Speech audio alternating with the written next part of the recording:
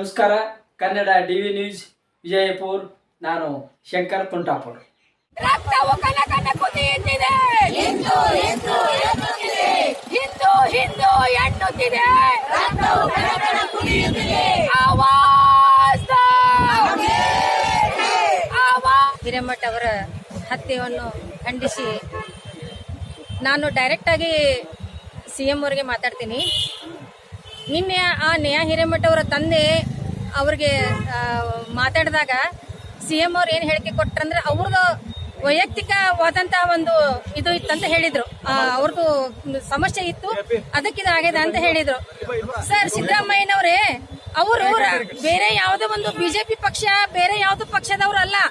ಅವರು ಒಬ್ಬ ಕಾಂಗ್ರೆಸ್ ಮೇಯರ್. ಅವರು ಮೇಯರ್ ಕಾರ್ಪೊರೇಟರ್ ಮಗಳ, ಕಾಂಗ್ರೆಸ್ ಕಾರ್ಪೊರೇಟರ್ ಮಗಳವರು. ನಿಮ್ಮ ಕಾಂಗ್ರೆಸ್ ಸರ್ಕಾರದ ಇವ್ರ ಮಗಳಿಗೆ ನೀವು ಕಿಮ್ಮತ್ ಕೊಡ್ತಾ ಇಲ್ಲ, ಲಕ್ಷ್ಯ ಕೊಡ್ತಾ ಇಲ್ಲ ಅಂತ ಅಂದ್ಮೇಲೆ ಬೇರೆ ಪಕ್ಷದವರಿಗೆ ನೀವೇನು ಮಾಡ್ತೀರಿ ಸರ್? ನೀವೇನು ಮಾಡಲ್ಲ. ಸಾಮಾನ್ಯ ಜನರಿಗಂತೂ ಏನು ಮಾಡೋದಿಲ್ಲ.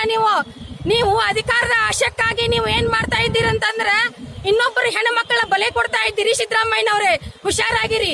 ನೀವು ಏನ್ ಬಿಟ್ಟಿ ಭಾಗ್ಯ ಕೊಟ್ಟಿದ್ದೀರಲ್ಲ ಸಿದ್ದರಾಮಯ್ಯನವರೇ, ಅದು ಎದಕ್ ಕೊಟ್ಟಿದ್ದೀರಿ ಗೊತ್ತಾ? ಹೆಣ್ಣು ಮಕ್ಕಳಿಗಾಗಿ ನೀವು ಕೊಟ್ಟಿದ್ದೀರಿ.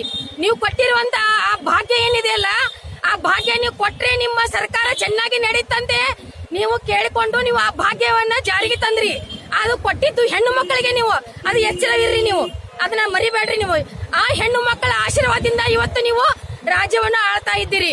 ಅದೇ ಹೆಣ್ಣು ಮಕ್ಕಳಿಗೆ ನೀವು ಇವತ್ತ ನಿರ್ಲಕ್ಷ್ಯತನ ಮಾಡಿದ್ರೆ ಏನಾಗ್ತೀರಂತ ಗೊತ್ತಾ? ಮತ್ತೆ ನಿಮಗ್ ವಿನಾಶ ಕಾಲ ಬಂದಿದೆ ಅಂತ ನಾನು ಹೇಳ್ತಾ ಇದ್ದೀನಿ. ನಿಮ್ ವಿನಾಶ ಕಾಲ ಬಹಳ ದೂರಲ್ಲ.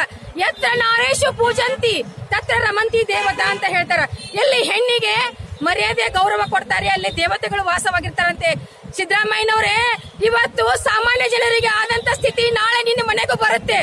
ಇನ್ನೊಬ್ಬರ ಮನೆ ಹಾಳು ಮಾಡದ ಕತ್ತೆ ನಿಮ್ಮ ಮನೆಗೂ ಬರುತ್ತೆ. ಅದು ಹುಷಾರಾಗಿರಿ. ಯಾಕಂದ್ರೆ ನಿಮ್ಮ ಮನೆಯಲ್ಲಿ ನಿಮ್ಮ ಮೊಮ್ಮಕ್ಕಳು, ನಿಮ್ಮ ಸ್ವತಂತ್ರ ಇರ್ತಾರೆ. ಇವತ್ತು ಏನ್ ನೀವು ಸಪೋರ್ಟ್ ಮಾಡ್ತಾ ಇದ್ದೀರಲ್ಲ ರಾಜಕೀಯ ಆಶಕ್ಕಾಗಿ, ಅದು ಇಂದಿಲ್ಲ ನಾಳೆ ಆ ಬೆಂಕಿ ನಿಮ್ಮ ಮನೆಗೆ ಬಂದೇ ಬರುತ್ತೆ. ಇದು ಶತಸಿದ್ಧ. ನೀವು ಇದನ್ನ ತಿಳ್ಕೋಬೇಕು. ಇದರಲ್ಲಿ ಬೇರೆ ಯಾವುದು ಮಾತು ಇಲ್ಲ. ಯಾಕಂತಂದ್ರೆ ನಿಮಗೆ ಹಿಂದುತ್ವದ ಬಗ್ಗೆ ನೀವೇನೇ ಇರಿ, ಮೊದಲು ಹಿಂದೂಗಳಾಗಿರಿ. ಮೊದಲು ಹಿಂದೂಗಳಾಗಿ ಬದುಕ್ರಿ. ನೀವು ಎಲ್ಲಿ ಬದುಕು ಮಾಡ್ತಾ ಇದ್ದೀರಿ? ಹಿಂದೂಸ್ತಾನದಲ್ಲಿ ಇದ್ದೀರಿ. ಅದನ್ನ ಮರಿಬೇಡ್ರಿ. ನೀವು ಸಿದ್ದರಾಮಯ್ಯನವರೇ, ನೀವು ಓಟಿನ ಆಸೆಗಾಗಿ ನಮ್ಮವರಿಗೆ ನೀವು ಬೆಂಕಿ ಹಚ್ತಾ ಇದ್ದೀರಿ. ದಲಿತರು ಅವರು ಇವರು ಅಂತ ನೀವು ಹೇಳಿ ನಮ್ಮನ್ನ ಒಡಿಸ್ತಾ ಇದ್ದೀರಿ. ನಾವು ಯಾರು ಎಲ್ಲ ಹಿಂದೂಗಳು ಒಂದೇ. ನಾವು ರಕ್ತವು ಕಲ ಕಲ ಕುದಿಯುತ್ತಿದೆ, ರಕ್ತವು ಕಲ ಕಲ ಕುದಿಯುತ್ತಿದೆ. ಆರೋಪಿಗೆ ಯಾವ ರೀತಿ ಶಿಕ್ಷೆ ಹಾಕಂದ್ರೆ ನನ್ನ ಕೇಳಿದ್ರೆ ಅವ್ರಿಗೆ ಯಾವ ಶಿಕ್ಷೆನೂ ಕೊಡಬೇಡ್ರಿ. ಅವ್ನು ಓಪನ್ ಆಗಿ ನಮ್ಮ ಹೊರಗಡೆ ಕೊಡ್ರಿ. ನಮ್ಮ ಎಲ್ಲ ನಮ್ಮ ಪಬ್ಲಿಕ್ ಕೈಯ ಕೊಡ್ರಿ. ನಾನು ಹೇಳ್ತೀನಿ, ನಮ್ಮ ಏನಿದಾರಲ್ಲ ನಮ್ಮ ಹುಡುಗರು, ಬಜರಂಗ ದಳ ಹುಡುಗರು ಮಕ್ಕಳೇ, ನನ್ನ ಬಜರಂಗ ದಳದ ಮಕ್ಕಳಿಗೆಲ್ಲ ನಾನು ಹೇಳ್ತಾ ಇದ್ದೀನಿ, ನನ್ನ ಮಗನ ಮೊದಲು ಒಂದು ಕಾಲ್ ಕಡೀರಿ, ಆಮ್ಯಾಗ ಇನ್ನೊಂದು ಕಾಲ್ ಕಡೀರಿ, ಇನ್ನೊಂದು ಕೈ ಕಡೀರಿ, ಇನ್ನೊಂದು ಕೈ ಕಡೀರಿ. ನನ್ನ ಮಗ ಹಂಗೆ ಬೀಳ್ಬೇಕು, ನರಕದಾಗ ಸಾಯ್ಬೇಕು ನನ್ನ ಮಗನಿಗೆ. ನೇಹಾ ನನ್ನ ಮಗಳೇ, ಆ ಮಗಳೇನಿದ್ದಲ್ಲ ನೇಹಾ ನನ್ನ ಸ್ವಂತ ಮಗಳು. ಆ ಮಗಳ ದೇಶದ ಮಗಳು, ಪ್ರತಿ ಒಂದು ಹಿಂದೂ ಮನೆ ಮಗಳು ಅವಳು. ಅವರು ಯಾರು ಒಬ್ಬಳಿಗೆ ತಾಯಿ ತಂದೆಗೆ ಮಗಳಾಗಿಲ್ಲ, ಪ್ರತಿ ಒಬ್ಬರಿಗೆ ಎಲ್ಲರಿಗೂ ಮಗಳಾಗಿದ್ದಾಳೆ ಅವಳು ನೇಹಾ. ಒಂದೇ ಒಂದು ಮಾತು ಕೇಳ್ತೀನಿ, ಅವ್ರ ತಾಯಿ ಕ್ಷಮಾಪಣೆಯನ್ನ ಕೇಳಿದ್ರು, ಒಪ್ಕೊಂಡಿವಿ. ಆದ್ರ ಇರುವಿ ತಗಣಿ ತರ ಹೊರದು ಹೋದ್ರು ನಮ್ಮ ಮಗುವನ್ನ. ತಾಯಿ ಆ ಮಗ ತನ್ನ ಕಡೆ ಬಂದ್ರ ಅದೇ ತರ ಹತ್ಯೆ ಮಾಡ್ಲಿಕ್ಕೆ ಅವಳು ಸನ್ನದ್ಧ ಅದಾಳ. ಏನು ಆ ತಾಯಿ ಕ್ಷಮಾಪಣೆ ಕೇಳಿದ್ರು. ಆ ತಾಯಿ ಹೊಟ್ಟಿ ಎಷ್ಟು ಉರ್ತದ ಯಾರಿಗ್ ಗೊತ್ತದ? ಅವನಿಗೆ ಇವತ್ತೇನ್ ಮಾಡಿದ್ರಿ? ಅವ್ರ ಮನೆ ಸಪೋರ್ಟ್ ಕೊಡ್ತೀರಿ ನೀವು, ಅವ್ರ ಮನೆಗೆ ನೀವು ಜನ್ ಸೆಕ್ಯೂರಿಟಿ ಕೊಡ್ತೀರಿ ನೀವು. ಏನ್ರಿ ಅವ ಏನಿದ್ದಾನರಿ ನನ್ನ ನನ್ನ ಮಗ, ಅವನಿಗೆ ನೀವು ಸೆಕ್ಯೂರಿಟಿ ಕೊಡ್ತೀರಾ? ಅಂತವನಿಗೆ ನೀವು ಸೆಕ್ಯೂರಿಟಿ ಕೊಡ್ತೀರಾ? ಏನ್ರಿ ನಿಮ್ದು ಇದು? ನೀವು ರಾಜಕೀಯ ಸಲುವಾಗಿ, ನೀವು ಓಟಿನ ಸಲುವಾಗಿ ಈ ತರ ಮಾಡ್ತಾ ಇದ್ದೀರಲ್ಲ ಸಿದ್ದರಾಮಯ್ಯನವರೇ. ನಿಮಗ ಇದು ಇಲ್ಲ. ನೀವು ರಾಜೀನಾಮೆ ಕೊಟ್ಟು ಮನೆಯಲ್ಲಿ ಕುತ್ಕೊಡ್ರಿ ಸಿದ್ದರಾಮಯ್ಯನವರೇ. ನೀವು ರಾಜಕೀಯ ಮಾಡಬೇಡ್ರಿ. ಈ ತರ ಮಾಡಬಾರ್ದಾದ್ರೆ ನೇಹಾ ಹಿರೇಮಠ್ ಇವರ ಒಂದು ಹತ್ಯೆಯನ್ನು ಖಂಡಿಸಿ ಜಿಲ್ಲಾಧಿಕಾರಿಗಳ ಮುಖಾಂತರ ಕರ್ನಾಟಕ ಸರ್ಕಾರದ ಮಾನ್ಯ ಮುಖ್ಯಮಂತ್ರಿಗಳಿಗೆ ಮನವಿ ಸಲ್ಲಿಸಲು ಈ ಒಂದು ಪ್ರತಿಭಟನೆ ಮುಖಾಂತರ ನಾವು ಹೊರಟಿದ್ದೇವೆ. ಮೊನ್ನೆ ನಡೆದಂತಹ ಒಂದು ನೇಹಾ ಹಿರೇಮಠ್, ನಮ್ಮ ಸಹೋದರಿ ನೇಹಾ ಹಿರೇಮಠ್ ಇವರ ಹತ್ಯೆ ಖಂಡನೀಯ ವಿಷಯ. ಇದು ಯಾವುದೇ ಸಮಾಜ, ಮಾನವೀಯತೆಯಿಂದ ಮಾನವ ಸಮಾಜಕ್ಕೆ ಒಂದು ದೊಡ್ಡ ಕಳಂಕ ಅಂತ ನಾವು ಹೇಳ್ಬೋದು ಈ ಸಂದರ್ಭದಲ್ಲಿ. ಇದಕ್ಕೆ ಕಾರಣ ಅಂದ್ರೆ ನಮ್ಮ ಒಂದು ಸಂವಿಧಾನ, ನಮ್ಮ ಕಾನೂನಿನಲ್ಲಿ ಇರುವಂತಹ ವೈಫಲ್ಯತೆ ಅಂತ ನಾವು ಭಾವಿಸಬೇಕಾಗುತ್ತೆ.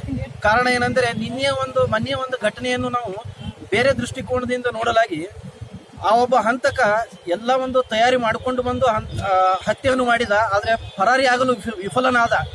ಬಹುತೇಕ ಅವನ ಒಂದು ದೃಷ್ಟಿಕೋನದಲ್ಲಿ ಅವ ಏನಾದ್ರೂ ಓಡಿ ಹೋಗಿದ್ನಂದ್ರೆ ಮುಂದೆ ಅವನೇನಾದ್ರೂ ಎನ್ಕೌಂಟರ್ ಮಾಡ್ಬೋದು, ಏನೋ ಮಾಡ್ಬೋದು ಅನ್ನೋಕ್ಕಿಂತ ಅವನು ಸಿಕ್ಕಾಕೊಂಡು ಇವತ್ತು ಸೆರೆಮನಿಯಲ್ಲಿ ಇದ್ದಾನೆ ಅಂದ್ರೆ ಅವ ಸುರಕ್ಷಿತವಾಗಿದ್ದಾನೆ, ನಮ್ಮ ಕಾನೂನು ಮುಂದೆ ಅವನಿಗೆ ಸಂರಕ್ಷಣೆ ಕೊಡಬಹುದು ಅನ್ನುವಂಥ ದೃಷ್ಟಿಕೋನದಲ್ಲಿ ಅವ ಇರ್ಬೋದು ಅಂತಾನು ನಾವು ಭಾವಿಸಬೇಕಾಗತ್ತೆ. ಇನ್ನು ನಮ್ಮ ಮಾನ್ಯ ಮುಖ್ಯಮಂತ್ರಿಗಳಾಗ್ಲಿ, ಗೃಹ ಮಂತ್ರಿಗಳಾಗ್ಲಿ ಯಾವುದೋ ಒಂದು ಈಗ ನಡೆದಿರುವಂತ ಈ ಒಂದು ಚುನಾವಣೆಗೋಸ್ಕರ, ವೋಟ್ ಬ್ಯಾಂಕ್ಗೋಸ್ಕರ ಏನಾದರೂ ಅವರು ರಾಜಕೀಯ ವಿಶ್ಲೇಷಣೆಗಾಗಿ ಸೂಕ್ಷ್ಮ ರೀತಿಯಾಗಿ ಪರಿಗಣಿಸದೆ ಹೋದರೆ ಭವಿಷ್ಯದಲ್ಲಿ ಇದೊಂದು ಬೇರೆ ಒಂದು ಪ್ರತಿಭಟನೆಗೆ, ಹೋರಾಟಕ್ಕೆ ಆದಿ ಮಾಡಿಕೊಡುತ್ತದೆ. ಈ ಒಂದು ನೇಹಾ ಹಿರೇಮಠ ಹತ್ಯೆಯನ್ನು ಸೂಕ್ಷ್ಮವಾಗಿ ಪರಿಗಣಿಸಿ ಮಾನ್ಯ ಗೃಹ ಮಂತ್ರಿಗಳು, ಮುಖ್ಯಮಂತ್ರಿಗಳು ಆ ಹಂತಕನಿಗೆ ಯಾವುದೇ ಒಂದು ಸವಲತ್ತನ್ನು ಕೊಡದೆ, ಯಾವುದೇ ಒಂದು ಕ್ಷಮಾಪಣೆಯನ್ನು ನೀಡದೆ ಅವನಿಗೆ ಗಲ್ಲು ಶಿಕ್ಷೆಯನ್ನು ಕೊಟ್ಟು, ಅದೇ ರೀತಿ ಇನ್ನುಳಿದ ರಾಜಕೀಯ ಎಲ್ಲ ಮುಖಂಡರು ನಿನ್ನೆ ಮೊನ್ನೆ ನೇಹಾ ಹಿರೇಮಠ ಸಹೋದರಿ ಮನೆಗೆ ಹೋದ್ರು, ಬೆಂಬಲವನ್ನು ಸೂಚಿಸಿದ್ರು. ಅವರು ಯಾವುದೇ ಪಕ್ಷದವರು ನಾಯಕರಾಗಿರ್ಬೋದು. ಆದ್ರೆ ಎಲ್ಲರೂ ನೀವು ಬಂದು ಇವತ್ತು ಒಂದು ರಾಜಕೀಯ ವೋಟ್ ಬ್ಯಾಂಕ್ಗೋಸ್ಕರ ಇವತ್ತು ಬಿಜೆಪಿಯವರಾಗ್ಲಿ, JDS ದವರಾಗ್ಲಿ, ಕಾಂಗ್ರೆಸ್ದವರಾಗ್ಲಿ ನಮ್ಮ ಸಮಾಜಕ್ಕೆ, ನಮಗೆ ಮಾನವೀಯತೆಗೆ ಯಾವುದೋ ಒಂದು ರಾಜಕೀಯ ಪಕ್ಷ ಇಲ್ಲ. ಮಾನವೀಯತೆ ಎನ್ನುವುದೇ ಒಂದು ಧರ್ಮ, ಮಾನವ ಧರ್ಮಕ್ಕೆ ಜಯವಾಗಲಿ ಎನ್ನುವುದೇ ನಮ್ಮ ಘೋಷ. ಅದಕ್ಕಾಗಿ ಎಲ್ಲ ರಾಜಕೀಯ ನಾಯಕರುಗಳು ಕೂಡಿಕೊಂಡು ಮುಂಬರುವ ಲೋಕಸಭಾ ಚುನಾವಣೆ ನಂತರ ಕಾನೂನನ್ನು ಮಾಡ್ರಿ. ಈ ರೀತಿ ಆದ್ರೆ ಇದಕ್ಕೆ ಎಷ್ಟು ಸಮಯದಲ್ಲಿ ಈ ಒಂದು ವಿಷಯವನ್ನು ಇತ್ಯರ್ಥಗೊಳಿಸಿ ಅವನಿಗೆ ಯಾವ ರೀತಿ ಶಿಕ್ಷೆ ಕೊಡಬೇಕು, ಕೊಟ್ಟ ನಂತರ ಆ ಒಂದು ಶಿಕ್ಷೆ ಅನುಭವವನ್ನು ಅನುಭವಿಸಿದ ನಂತರ ಅದನ್ನು ನೋಡಿದವರು ಇಂಥ ದುಷ್ಕೃತ್ಯಕ್ಕೆ ಯಾರೂ ಕೈ ಹಾಕಬಾರದು. ಅಂಥವನ್ನು ಕಾನೂನನ್ನು ಜಾರಿಗೆ ತಗೊಂಡ್ಬಂದು ನ್ಯಾಯ ಒದಗಿಸಿಕೊಡಬೇಕಂತ ನಮ್ಮ ವಿಜಯಪುರ ಜಿಲ್ಲಾ ಬೇಡಜಂಗಮ ಸಮಾಜ ಹಾಗೂ ಸಮಸ್ತ ಹಿಂದೂ ಸಮಾಜ ಪರವಾಗಿ ನಾನು ಡಾಕ್ಟರ್ ಪ್ರಸಾದ್ ವಸ್ತ್ರ ಮನವಿಯನ್ನು ಮಾಡುತ್ತೇನೆ. ರಕ್ತವು ಕನಕನ ಕುದಿಯುತ್ತಿದೆ, ಹಿಂದೂ ಎನ್ನುತ್ತಿದ್ದಾನೆ. ನೇಹಾ ಹಿರೇಮಠ ಎನ್ನುವ ವೃದ್ಧ ಹುಡುಗಿಯನ್ನು ಕ್ರೂರತನದಿಂದ ಹತ್ಯೆ ಮಾಡಲಾಗಿದೆ. ಅವಳ ಸಾವಿಗೆ ನ್ಯಾಯ ಕೊಡಬೇಕಾದ್ರೆ ಆ ಕೊಲೆಗಡನಿಗೆ ಯಾವತ್ತಿದ್ರೂ ಗಲ್ಲು ಶಿಕ್ಷೆ ಆಗಲೇಬೇಕು. ನಾವು ಅವ್ರನ್ನ ರಕ್ಷಣೆ ಮಾಡಿ ಅವ್ರನ್ನ ಪೋಷಣೆ ಮಾಡುವಂಥ ಸರ್ಕಾರ ಅವ್ರ ಮನೆಗೆ ರಕ್ಷಣೆ ಕೊಡ್ಲಾಕತ್ತು. ಆದ್ರೆ ನಮ್ಮ ಹಿಂದೂ ಹೆಣ್ಮಕ್ಳ ರಕ್ಷಣೆ ಯಾರು ಕೊಡಬೇಕು? ಕುಮಾರಿ ನೇಹಾ ಹಿರೇಮಠ ಅವರ ಮೇಲೆ ಆದಂತಹ ಕೃತ್ಯಗಳು ಇನ್ನೆಂದು ಮುಂದೆ ಮರುಕಳಿಸದಂತೆ ಇಂತಹ ಹೀನ ಘೋರ ಅಪರಾಧಗಳಿಗೆ ಪೋಕ್ಸೋ ಕಾಯ್ದೆಯಂತೆ ವಿರಳ